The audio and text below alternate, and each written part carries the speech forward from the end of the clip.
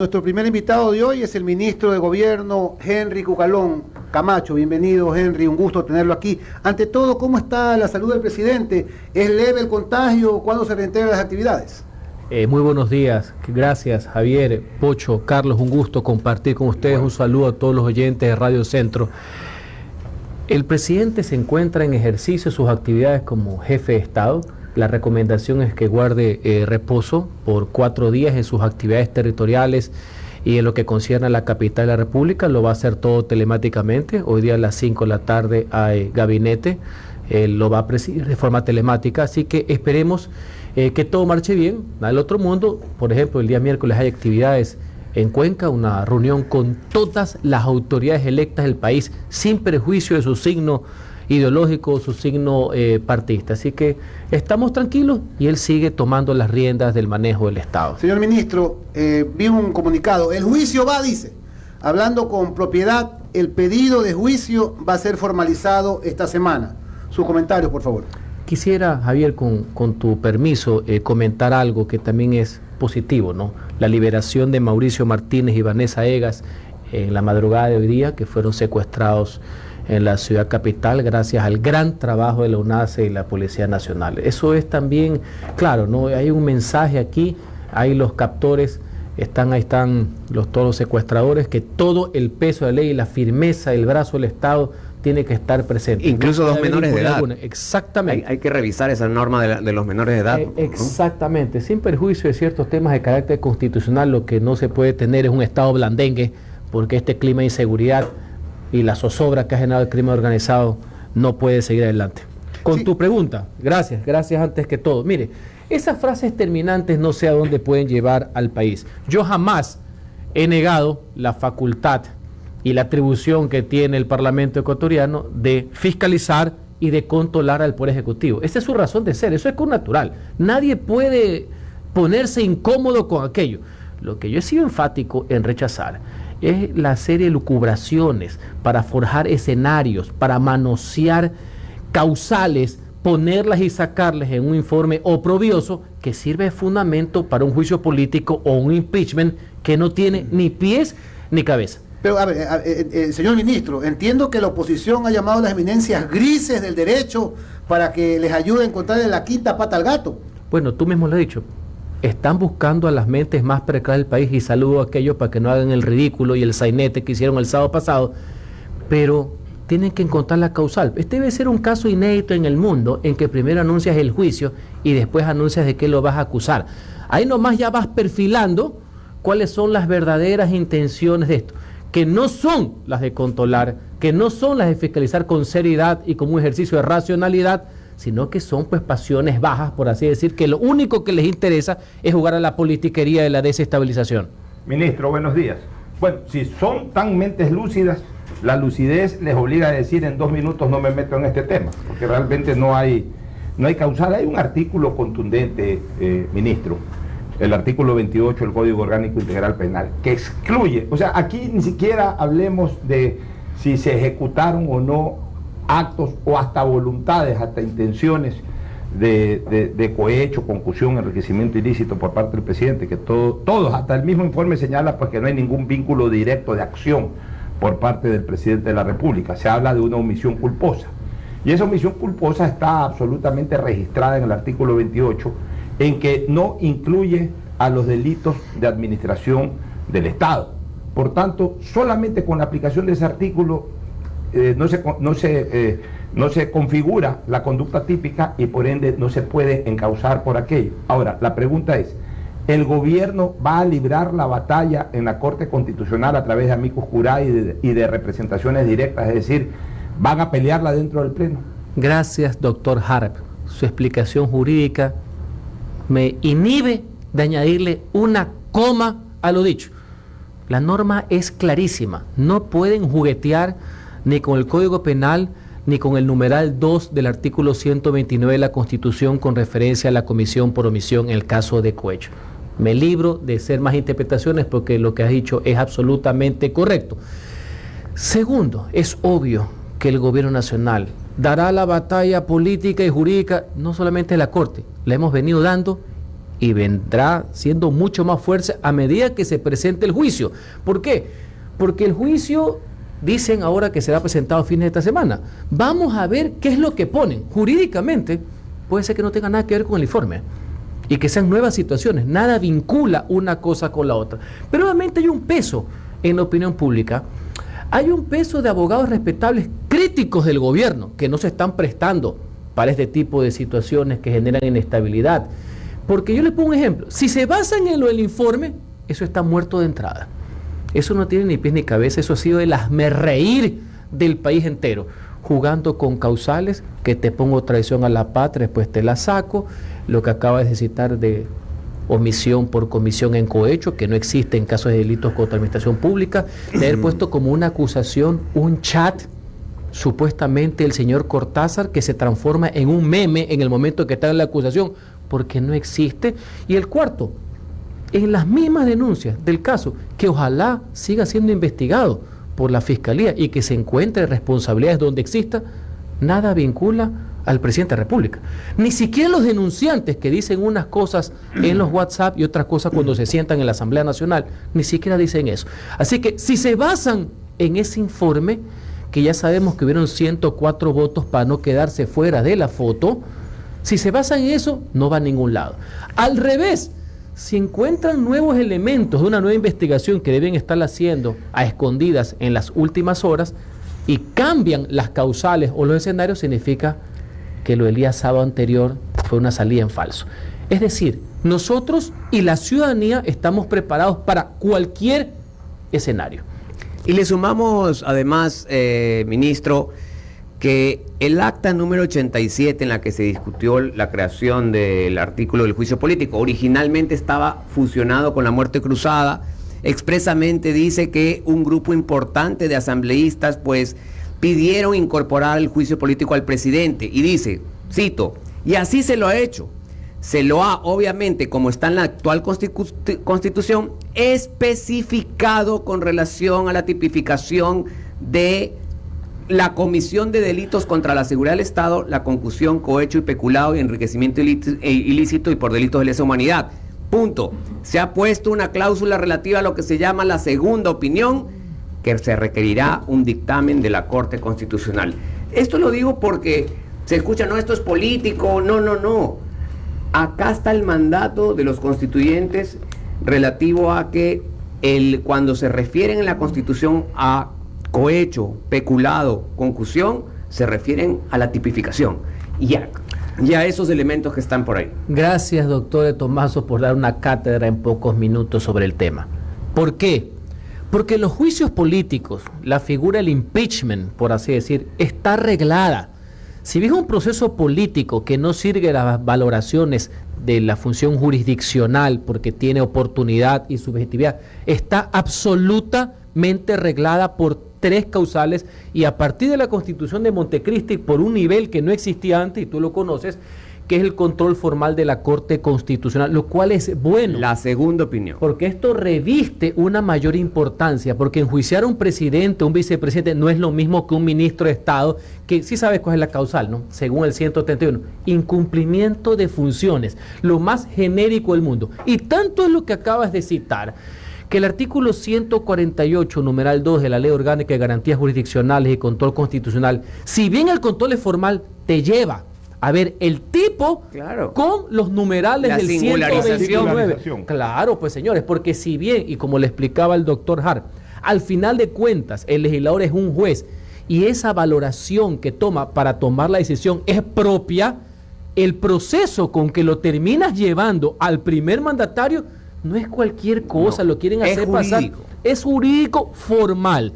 Porque si tú quieres ir a la subjetividad, para eso la Constitución de Montecristi inventó, más allá que yo no esté de acuerdo, el hecho es que está la figura que la Asamblea Nacional pueda cesar por grave crisis y conmoción interna. Esa sí abierta, esa sí de carácter subjetivo, con una variable. Si tú la tomas, tú también te vas. Por eso se llama muerte cruzada. Y con otra variable, que sí tiene control posterior. Ah, pero por supuesto. Yo puedo denunciar. Ahora, una pregunta, Henry, acá. Además de lo jurídico y lo político, es importante también mirar cómo está el frente interno del gobierno. Por ejemplo, y lo digo claramente, A mí me parece importante que el vicepresidente Alfredo Borrero haga una declaración formal, expresa, de que apoye irrestrictamente al presidente Lasso y que no se va a prestar pues a este tipo de sainetes políticos ochenteros o noventeros para ver un frente unido desde ahí.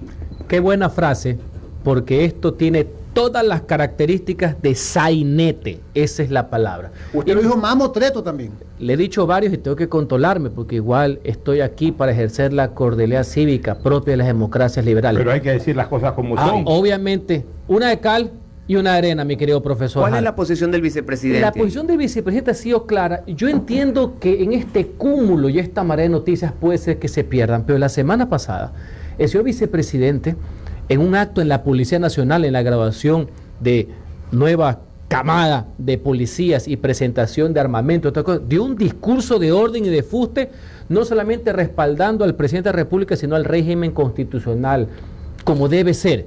Es un acto público. Estuvimos la semana pasada y asimismo en las dos últimas sesiones de gabinete y la última que le tocó presidir a él, el gabinete el lunes pasado, tuvo frases como no corresponde de otra manera a una persona que está pegada al sistema democrático y de absoluta lealtad al presidente de la República. Nadie se puede prestar, insisto, pues este tipo de jugarretas que nada bien le hacen al país. Pero ha puntualizado que él no aceptaría una sucesión. Ha sido muy enfático en respaldar esto y el que se ha aceptado es Iván Saquicela. De ni pies ni cabeza. Es que ahí voy. Mire, gente que con dificultad ha leído el periódico de hoy día quiere manosear la Constitución. Ese famoso artículo, la única manera que eso sucede es a falta simultánea de los dos mandatarios y a 8 días de convocatoria de elecciones. ¿Y sabe qué? El señor en mención, que merece mi respeto absoluto porque es elegido por el pueblo y representa a sí mismo a una de las funciones de Estado más importantes, carece de la lucidez de los años 90 y dejémoslo de ese tamaño. Ministro, esta pregunta que voy a hacer, si hay una persona que tiene que contestarla o puede contestarla perfectamente, es Henry Cucalón. Porque cuando se planteó el juicio político para Jorge Glass, vicepresidente en ese entonces de la República, Henry Cucalón era legislador. Y ahora que se está planteando el juicio para Guillermo Lasso, Henry Cucalón es el ministro de Gobierno. ¿Cuál es la diferencia? Porque se escucha y se ve a través de la televisión, se escucha a través de la radio, a muchos voceros de la oposición querer analogar el planteamiento de juicio político que nunca se desarrolló, porque de lo que yo recuerdo, así que mi memoria todavía no me está fallando por la edad, es de que a Glass se lo declaró en abandono del cargo, no se lo llegó a enjuiciar políticamente, aunque sí se planteó la posibilidad del juicio político. ¿Cuál es la diferenciación de ambos casos? Gracias, doctor Hart, por ese pase gol. No va a ser como el olímpico que metiste, pero... ¡Otra vez! Es que invitado que viene por aquí recuerda el gol olímpico. ¿Qué quiere que haga? Es que, hermano, ¿Sabes qué es lo peor? Que yo estuve presente. Yo estaba en ese arco. Qué barbaridad. Yo que nunca voy a ese ya le voy a estadio. decir al señor YouTube que baje ese video. Yo que voy a ese estadio, coge la ola el pocho, gol olímpico. No puedo, Pero lo vi. no deja de ser un pase gol importante, te agradezco. Sí, lo he visto en WhatsApp y tengo una ligera sospecha de quienes lo hicieron. Las mismas que no entendieron qué es lo que yo hacía en el 2017 y ahora no entienden ni qué mismo es lo que hacen.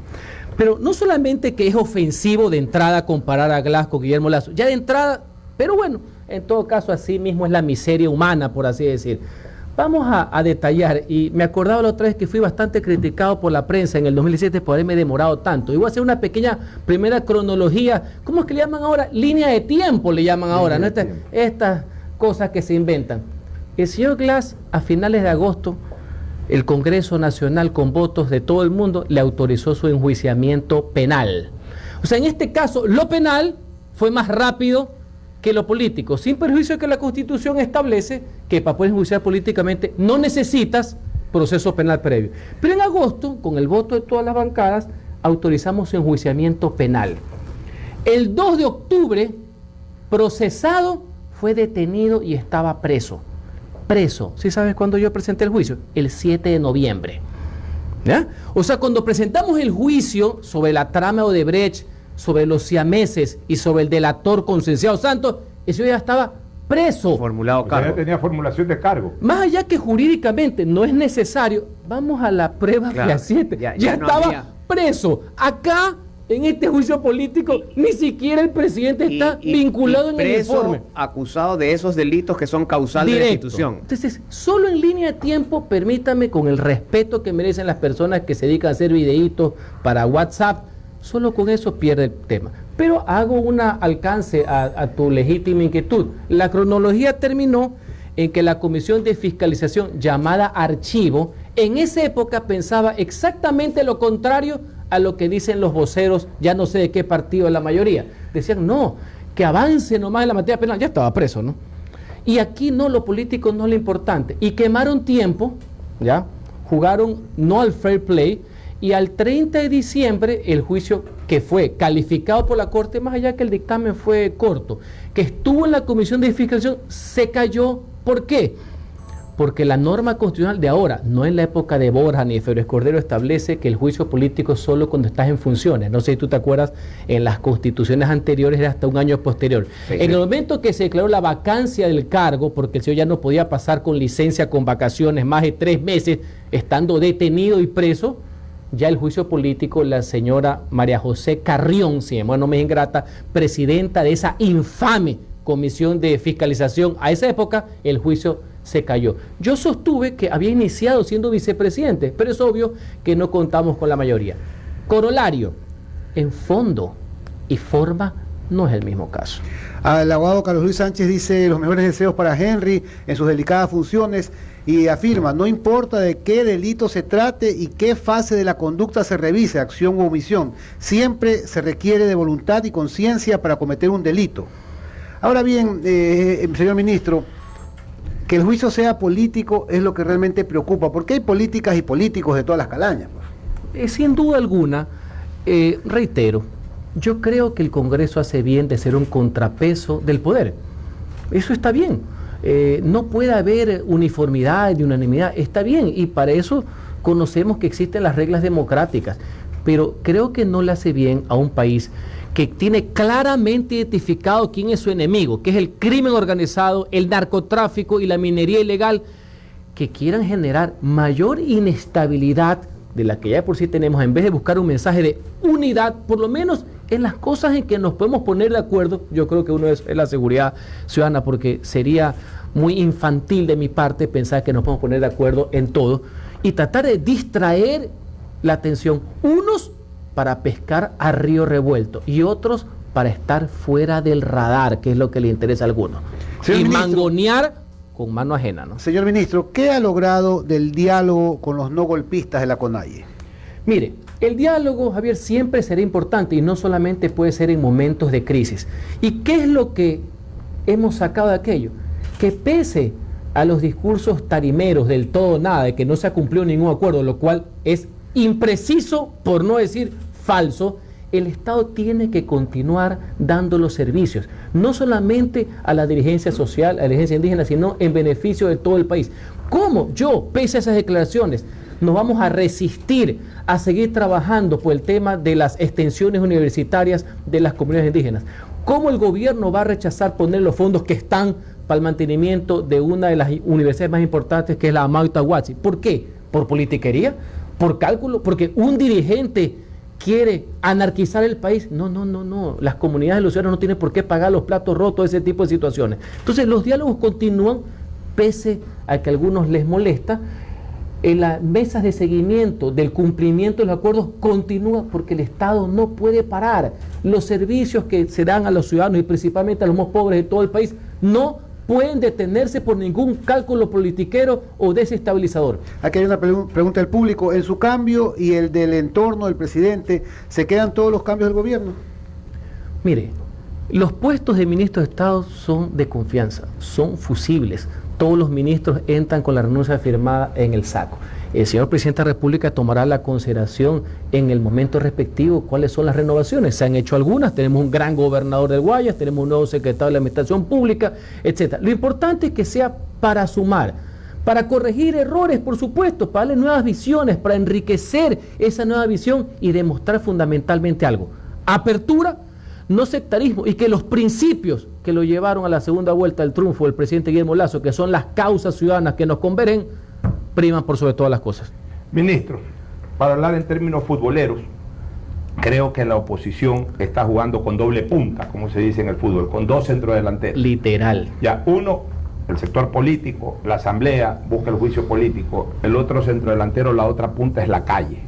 Están tratando de fraguar ya movimientos callejeros que busquen obviamente crear el caos y por ende repetir de alguna manera los actos de junio, mayo y junio del año pasado. Es decir, si no mete gol uno, tratará de meter el gol el otro. Y avanzando por dos puntas, ver cómo llegan al arco al mismo tiempo, ¿no? Al mismo Porque tiempo. no creas que el O sea, que retraso de patea la desde presentación del tema obedece solamente a que se están demorando en contratar a los abogados. Están jugando con los tiempos para ver cómo esas dos puntas llegan al área Entonces, al mismo tiempo, ¿no? La pregunta al ministro, al estratega técnico del equipo que está siendo atacado, ¿cómo neutralizar lo otro? Porque ya está claro cómo neutralizar lo político. Es decir, creo que la academia se ha encargado de neutralizar lo político en el tema jurídico, las expresiones de mucha gente, de muchos conocidos constitucionalistas y penalistas. Y críticos del gobierno. Claro, incluso detractores del gobierno han dado su punto de vista. No creemos que jurídicamente hablando pase eso por la Corte Constitucional. Pero sin embargo está el otro delantero ahí que está calentando motores. ¿Cómo el gobierno va a frentear esa situación? ¿Cómo van ustedes de alguna manera a neutralizar las arremetidas de este grupo de activistas políticos que ya lo han hecho en dos ocasiones anteriores? Lo hicieron con un gobierno distinto y lo hicieron con este propio gobierno. Y que no saben cuál de las dos puntas va a sentar primero, ¿no? Están Y que se cuidado, le hacen miran. un gol olímpico al gobierno. Exactamente. Que no hablamos Por de eso gol es que estar sumamente preparados, no confiados, pero al mismo tiempo enviar un mensaje de tranquilidad. ¿Por qué? Ahora vamos al otro escenario, porque ya analizamos el político. Miren, si se han dado cuenta que los promotores de esto, que son ciertos dirigentes, no todos, se han cuidado mucho en utilizar la palabra paralización y levantamiento. Sí, se hoy día cuidan, lo volvió a decir. Hoy se día cuidan. volvió a decir, Pero ustedes yo creen tengo que es una porque es política. una estrategia, más allá que no quieren develar lo que hay en el fondo, es porque son conscientes que muchas de las bases, claro que están en contra del gobierno y que creen que el gobierno ha fallado en muchas cosas, pero ellos más que nadie saben que en una paralización ellos también pierden. ¿Ya? Una paralización con violencia, con anarquía, con sabotaje, no le conviene a nadie del país, porque a la larga, con ese tipo de acciones, los ricos dejan de ser un poquito menos ricos, pero los pobres pasan a ser mucho más pobres. Desde el más humilde del trabajador que está en el centro de Quito vendiendo en su charol, hasta el gran empresario que da miles de fuentes de empleo, todo el mundo se perjudica.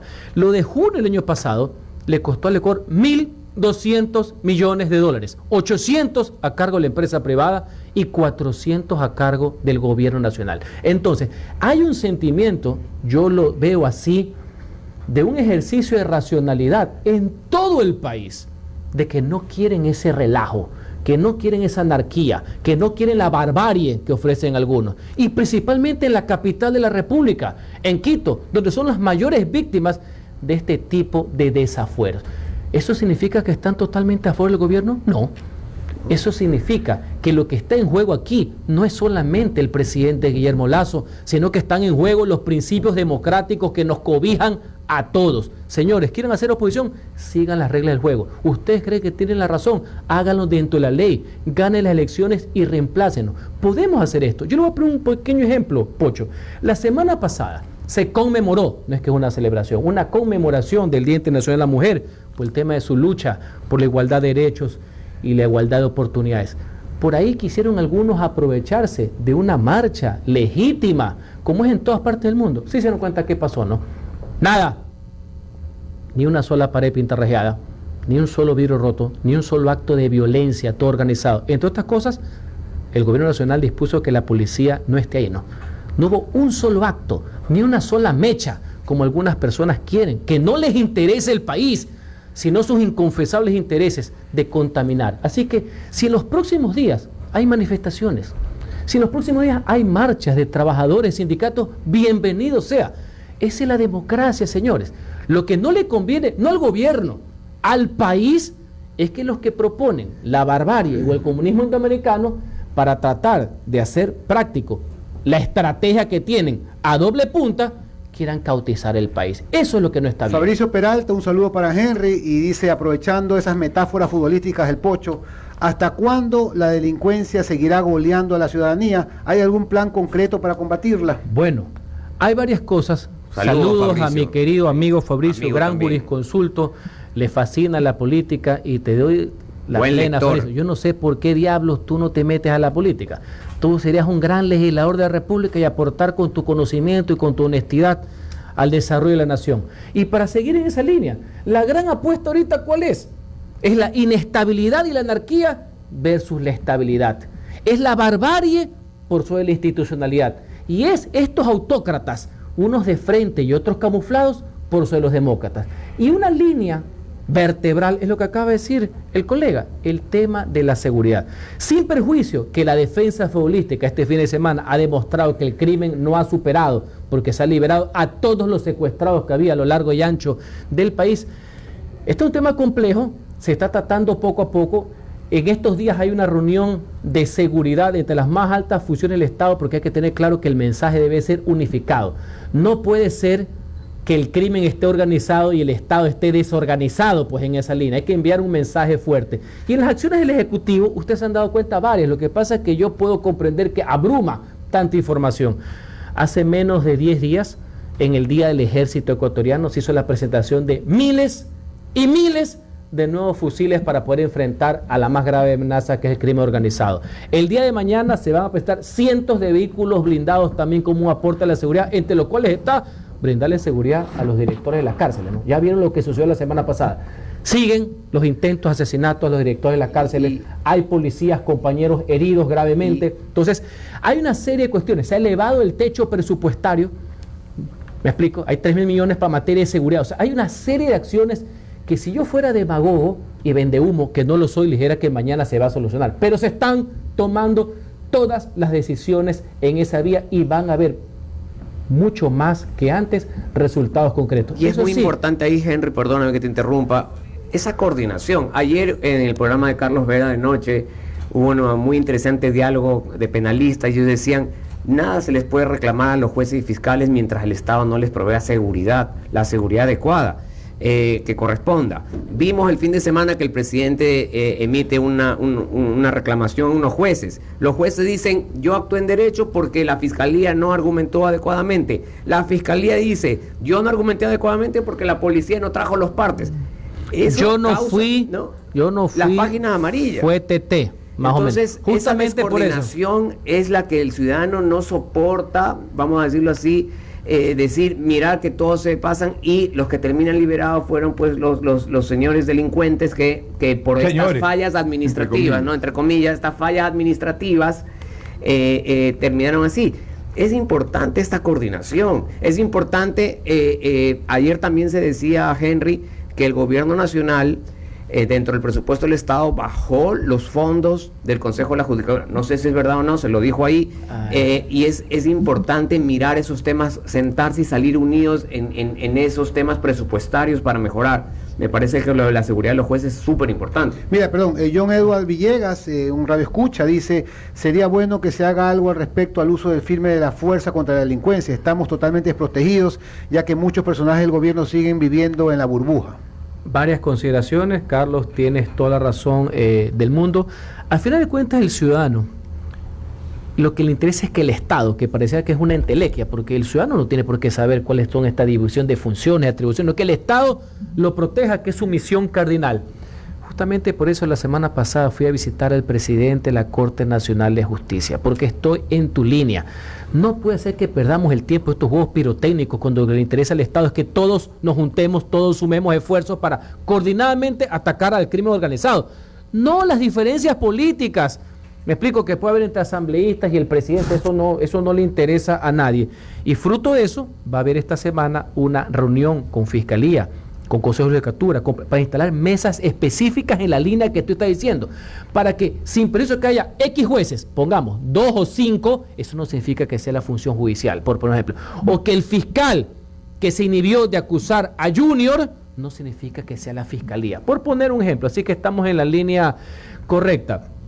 Tú me decías, Javier, acerca de cuál fue la inquietud de... John Edward Villegas, sería bueno que se haga algo al respecto al uso de la firme, del firme, bueno, del uso las de la normativas para el uso progresivo de la fuerza, primero que siempre existieron, si no, no hubiera habido éxito en el combate a la delincuencia del año 84-88. Sin embargo, fueron cada vez mayormente mejoradas. Una en el 2019 en mi legislatura, que ya solo me faltaba era dibujar cómo es el uso de la fuerza. Y hace poco, ante el inclemente clamor ciudadano, se volvió a reformar. Ya está el marco, ya está, ahora tiene un tema también de decisión.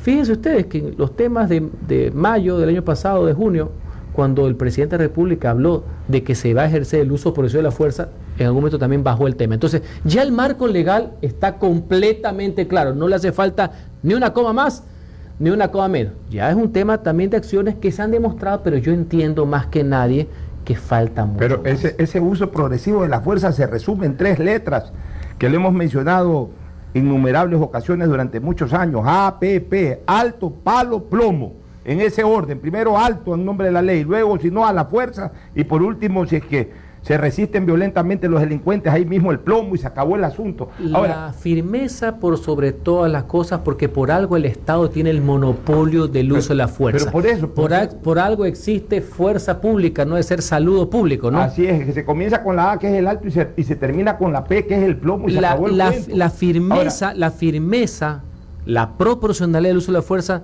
no excluye el tema de los derechos humanos, no tienen por qué ser enemigos, van de la mano, van de la mano. Siempre he dicho, más allá de mi inmenso y eterno afecto hacia León Febres Cordero, siempre he defendido de que León Febres Cordero es el más grande defensor de los derechos humanos que ha tenido este país, porque defendió los derechos humanos en esa época de 11, 12 millones de ecuatorianos, versus un minúsculo grupo de delincuentes que atentaban contra los derechos humanos de los hombres de bien, poniendo bombas, secuestrando personas, etcétera, que es más o menos lo que está ocurriendo ahora. Hay que defender los derechos humanos de toda una población que es inmensamente mayor a ese todavía minúsculo grupo de delincuentes que crean el terror. En ese sentido, Henry, te voy a invitar, bueno, tú no necesitas que te invite, pero te lo dejo como sugerencia, que tú, junto al presidente de la República, como ministro de gobierno, lideres algo.